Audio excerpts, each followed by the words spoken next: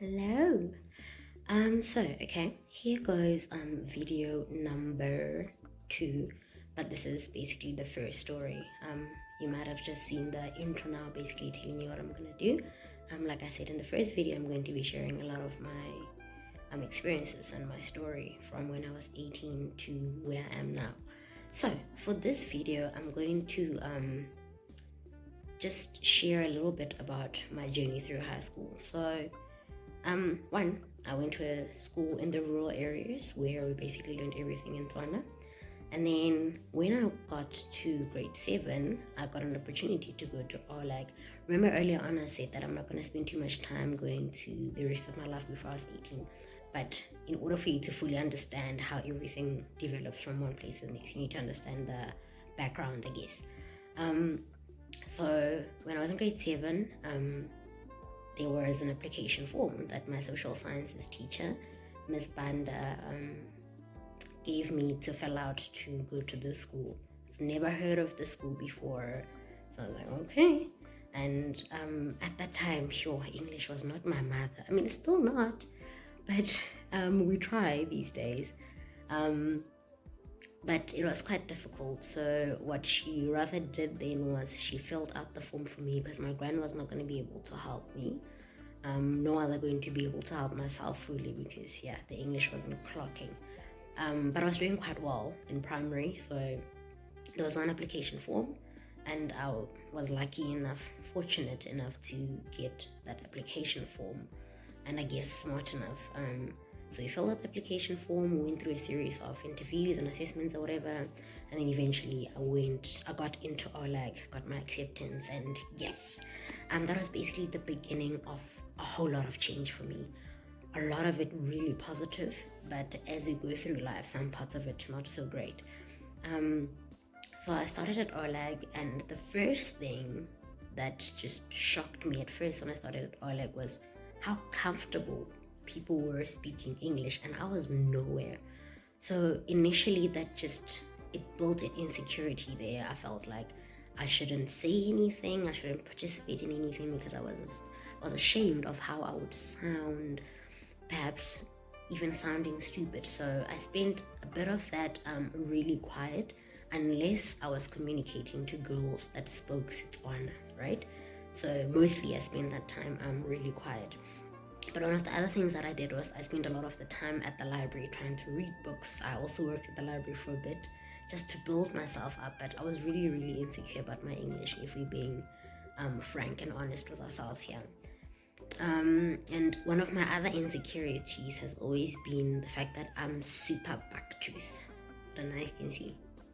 Yeah, bucky. So, I've grown to be comfortable with it, but I've always been insecure about the fact that I've had bad teeth my whole life.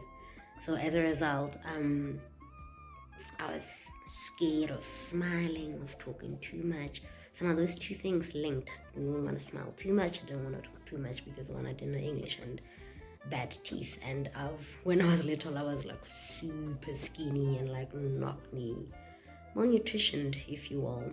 So it wasn't a good look. If I can find some old pictures one day, I will show you guys. But yeah, it wasn't a good look for me.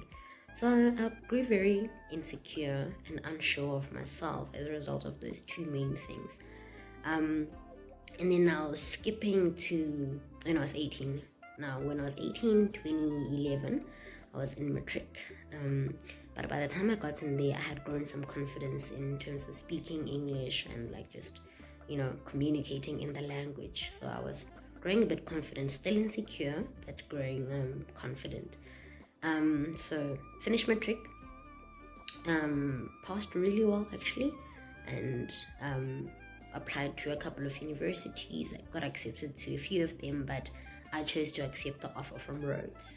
So in 2012, the first year, I started my journey at Rhodes, where I was accepted for a Bachelor of Economics. Okay, now I've always enjoyed economics as a subject. I wanted to just go into that industry of economics. Sorry, my phone is vibrating a little. I don't know if you guys can hear. I'm quite nasal because I'm fluey, and I'm also a little shaky because of that. But anyway, started my journey doing a Bachelor of Economics, so I've always enjoyed economics and wanted to do anything to do with economics. But what I didn't realize was everything else that a Bachelor of Economics came with.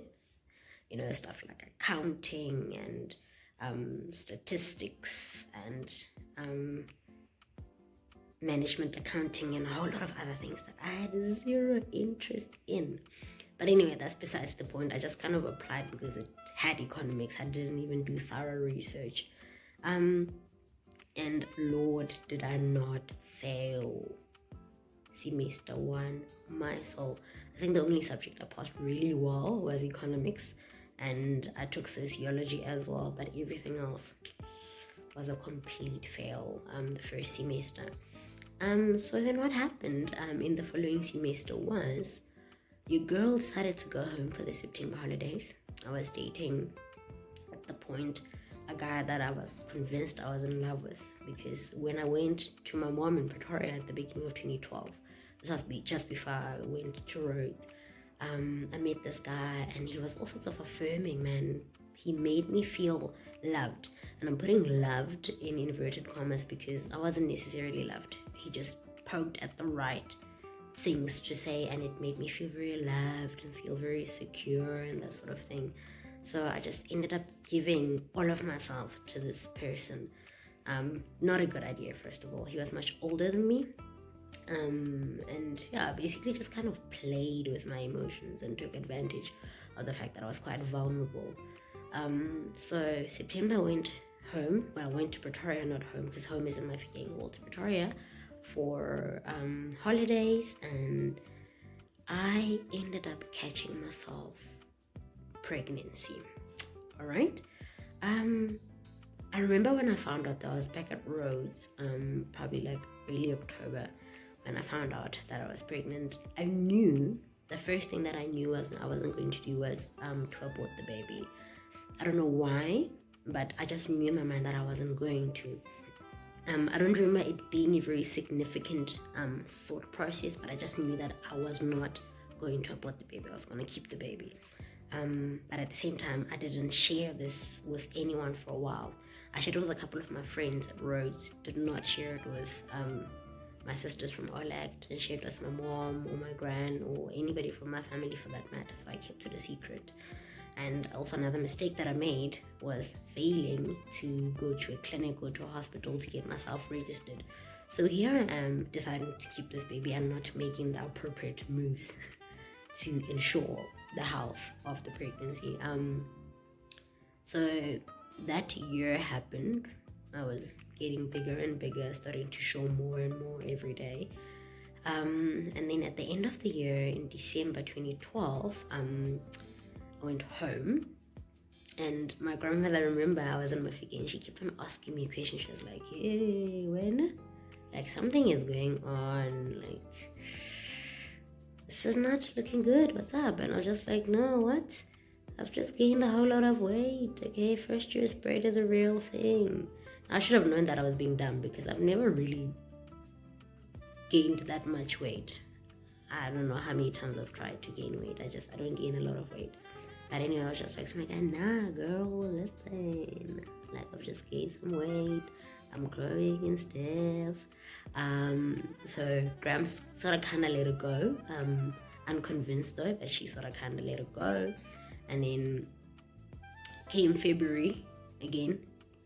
Went back to Rhodes. This is February 2013. Went back to Rhodes. Still pregnant. At this point, I wasn't functioning at the optimum level.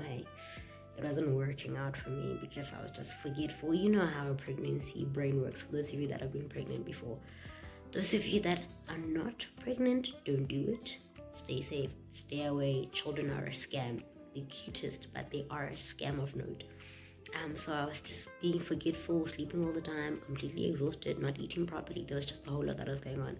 And believe it or not, at this point, I still haven't gone to a clinic. Stupid, right? The reason for that actually was the shame that I carried. I knew I wanted to keep the baby, but I wasn't ready to let go of my internalized judgments. I was just carrying all this shame, which was just becoming more and more dangerous for my pregnancy and for myself as well. So I pushed through term 1 in 2013. At the end of term 1, I went back to Mafeking for Easter holidays. And I remember the Friday of Easter, I was sitting outside with my mom and my gran and my aunt. It was in the evening, it was a little dark, and we were just having the most amazing conversations. Oh, by this point, I have said to them, look, I'm pregnant. And obviously they're like, oh, do you know that? And I'm like, duh, I'm only dating one guy at this point, so I know who it is. So by this time they already know that I'm pregnant. So we're sitting outside with them, and we're just really having a jolly good time. And we're just laughing and laughing and laughing. And I just was feeling a bit uncomfortable that Friday. I was like, I'm not sure what's happening. I don't know what's going on here. And then this was like, I think it was end of March 2013. I can't remember what was the date exactly. And then the Saturday morning, I was taking a bath. So I'm taking a bath. By the way, I'm wearing my boyfriend's gown because mine is not warm enough. And I'm too broke to buy another one. Anyway, if he sees this, I need a gown. So the Saturday morning, I'm taking a bath. Just morning, taking a bath, you freshening up. And I feel something trickle down. I'm like, whoa, this is not good. At this point, I've read quite a bit about pregnancies and whatever. So I wipe myself, and then it trickles again. I'm like, not good. I wipe myself, and then it trickles again. So I went to call my aunt. Didn't call my mom. I've always been uncomfortable with telling my mom these things, and I didn't know how to say it to Gramps as well. So I called my aunt. I was like, listen, this is happening. And my aunt was like, you better call your mom so she can take you to the clinic. Okay, so my aunt knew right there and then that my water had broken. So my mom rushes me to the clinic. The nearest clinic is about 30-minute drive from our village. So my mom takes me quickly. We take a taxi. We get there, and the nurses had me checked. They asked me about my file. I told them I had none. They shouted at me as if there was anything I could do at that point. I mean, they had a reason for doing it, but there wasn't anything I was gonna do at that point. So they have me checked, and they send me off to the hospital, where I spend the next couple of days basically trying to recover back to health and just seeing doctor after doctor and being probed non-stop and being shouted at by more nurses every day. But also at the same time spend those 3 days connecting with other mothers that were there. And yeah, in the next video I will just continue on from the story, and then I will tell you what happened next. Right, chances I will upload within the next couple of days another story. Like I said, to just let you know. So then what took place at the hospital. So at this point, we're at the hospital. We're being shouted at, we're being checked on by doctors all the time. And see you next time.